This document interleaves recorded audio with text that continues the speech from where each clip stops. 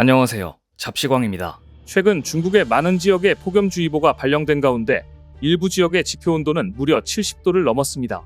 일반적인 기온은 지표면에서 1.5에서 2m 위에서 측정한 대기온도인 반면 지표온도는 지표면 이온도를 의미합니다. 지표온도 70도는 신발을 신지 않으면 화상을 입는 수준입니다. 13일 중국 언론 신경보 등에 따르면 허베이성, 산둥성, 허난성 등에서 지표온도가 60도 이상, 일부는 70도를 초과했습니다. 이는 신발을 신지 않으면 화상을 입을 정도의 온도입니다. 기상당국은 며칠간 지표온도가 더 오를 수 있다며 키가 작아 지표온도에 더 영향을 받는 아동이나 반려동물과의 외출을 자제할 것을 당부했습니다. 한 중국 네티즌은 헤어드라이어 20대가 동시에 내 얼굴에 열풍을 쏘는 기분이라고 지금 중국의 폭염 강도를 표현했습니다. 산둥과 허난성 등 동부 지역은 심각한 가뭄으로 농작물까지 위협받고 있는 가운데 산둥성 이멍산 지역에서는 마을 주민들이 풀모자를 머리에 쓴 채 단체로 기우제를 지내기도 했습니다. 사극에나 나올 법한 모습입니다. 중국 정부는 조건이 되면 인공강우를 실시할 것이라고 밝혔는데요. 중국의 몇몇 지역은 폭염을 식히기 위해 인공강우를 실시할 예정이라고 밝혔지만 인공강우는 한 번 실시할 때마다 워낙 돈이 많이 들다 보니 자주 실행할 수도 없습니다. 결국 중국 정부는 더위 해결을 위해 특단의 대책을 내놓게 됩니다. 다음 사진은 중국이 내놓은 더위 해결책입니다. 허베이의 한 초등학교 교실에 배치된 얼음입니다. 일주일 가까이 40도가 넘는 폭염이 이어졌는데도 산둥과 허난, 허베이의 일부 학교는 에어컨이 없는 곳이 있었고 결국 학교가 학생들의 열을 식히기 위해 얼음을 배급했다고 합니다. 허베이의 한 초등학교 교실에도 에어컨 대신 얼음통을 배치하기로 결정했습니다. 중국의 한 대학교에서도 학생들에게 대형 얼음 조각을 나눠주어서 논란이 되고 있습니다. 최근 SNS에는 35도에 육박하는 고온이 날씨가 이어지고 있는 가운데 대형 트럭에서 쏟아진 얼음 덩어리를 받기 위해 길게 줄을 선 대학생들의 모습이 공개되었습니다. 산둥성 더저우의 한 대학교로 알려진 이곳에는 기숙사에 에어컨이 없다고 합니다. 그런데 학교에서 마련한 방법은 다름 아닌 얼음으로 더위를 식히는 것이었습니다. 학교 측의 공지사항을 들은 학생들은 저마다 세숫대야를 들고 얼음을 받기 위해 기다리고 있었다고 하는데요. 당시의 사진과 영상을 본 사람들의 반응은 그야말로 충격이었습니다. 2024년 사진이 맞나 대학교 기숙사에 최소한 선풍기 정도는 있지 않을까, 굉장히 고전적인 방식이다, 더위 식히라고 얼음을 나눠주다니. 실제로 중국의 사극 드라마를 보면 과거 궁에서는 더위를 식히기 위해 대형 얼음을 그릇에 담고 하인이 부채로 붙여 시원한 바람으로 더위를 식혔던 것으로 알려졌는데요. 이를 기억한 사람들은 사극에서 나올 법한 장면이 현재 일어나고 있다라며 말을 잇지 못했습니다. 일부 학부모는 열악한 환경에 분노해 학교를 고소한 것으로 전해졌습니다. 21세기에 에어컨이 없는 학교에서 얼음을 배급하다니 지투국가라고 말하기 부끄러운 모습입니다. 그런데 올해 중국의 살인적인 폭염이 심각한 문제인 이유는 따로 있습니다. 보고 계신 영상은 최근 온라인상에서 화제가 되고 있는 영상인데요. 지금 중국의 상황입니다. 중국에서 자동차 보닛이 열을 이기지 못하고 부풀어 오르는 모습입니다. 상상을 초월하는 폭염으로 자동차의 무덤이 되어가고 있는 모습인데요. 이 정도라면 올여름 중국 전기차들이 폭발하는 것은 자연스러운 일상이 될 전망입니다.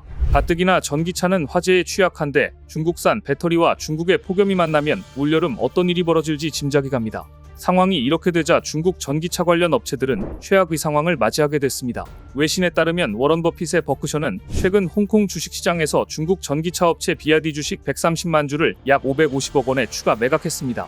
이에 따라 버크셔의 비아디 보유 지분은 종전 7%에서 6.9%로 줄어들었습니다. 버크셔는 지난 2008년 비아디 주식 2억 2,500만 주를 약 3,180억 원에 매입했는데요. 중국을 비롯해 글로벌 전기차 시장이 급성장하면서 버크셔 역시 비아디 투자로 큰 수익을 올렸습니다.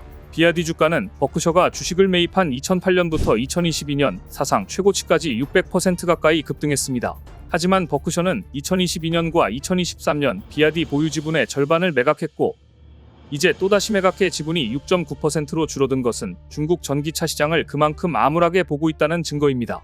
비아디는 지난해 4분기 테슬라를 제치고 세계 1위 전기차 판매 기업으로 올라섰습니다. 하지만 전기차 시장 성장세가 주춤한 가운데 테슬라가 차량 가격 인하에 나서며 올해 1분기 전기차 판매 1위 자리를 테슬라에 다시 내줬는데요. 미국, 유럽연합 등이 중국산 전기차에 고율 관세를 부과하기로 한 것도 비아디에 대한 투자 매력을 떨어뜨리고 있다는 분석입니다.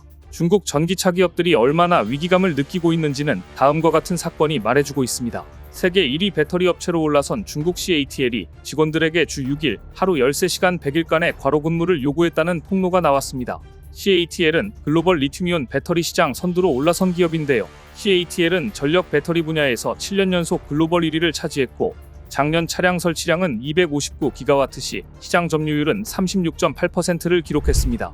그런데 지난 18일 중국 경제 매체 등에 따르면 지금 중국 소셜미디어에는 전날 CATL이 896 업무제를 실행한다는 주제가 인기검색 어목록에 올라왔습니다. 직원들에게 매일 오전 8시 출근, 오후 9시 퇴근, 주 6일 일하는 방식으로 100일 동안 분투하자고 요구했다는 것인데요. 소셜미디어에는 CATL에서 작성한 것이라는 문서도 공유됐습니다. CATL의 핵심인 연구개발 부문에서는 초과근무와 직원 성과가 연동되니 초과근무 역시 밥 먹듯 벌어졌던 일이라고 전해집니다. 소셜미디어에 글을 쓴 CATL 직원 A씨는 이전에 회사가 채택한 896 업무제는 강제 출퇴근이 아니었고 태도와 분위기에 무게를 둔 것이었다.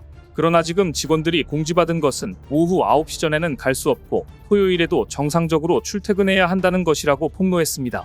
A씨는 나와 동료들은 이번 100일 분투 호소에 모두 반대하는 입장이다. 주변에는 이미 이 때문에 이직하는 동료도 생겼다고 밝혔습니다. 중국 전기차 관련 기업들의 초조함을 엿볼 수 있습니다. 그런데 지금 중국의 가장 큰 난관은 각국의 관세 장벽입니다. 값싼 중국 전기자동차의 공습을 막기 위해 브라질, 미국, 튀르키예에 이어 유럽연합도 중국산 전기차에 대한 관세 인상에 나섰습니다. 자동차 산업이 40여 년 만에 다시 보호무역주의에 휩싸여 있는데요. EU 집행위원회는 중국산 전기차에 최대 25%의 추가 관세를 적용하겠다고 통보했고 튀르키예 정부 역시 중국산 자동차 관세를 40%로 높이겠다고 공시했습니다. 미국 백악관은 중국 전기차에 대한 관세율을 무려 100%로 상향한다고 발표했습니다. 심지어 중국산 전기차의 최대 수출국인 브라질 역시 3년에 걸쳐 관세를 인상하겠다며 2026년엔 35%까지 올리겠다고 발표했습니다.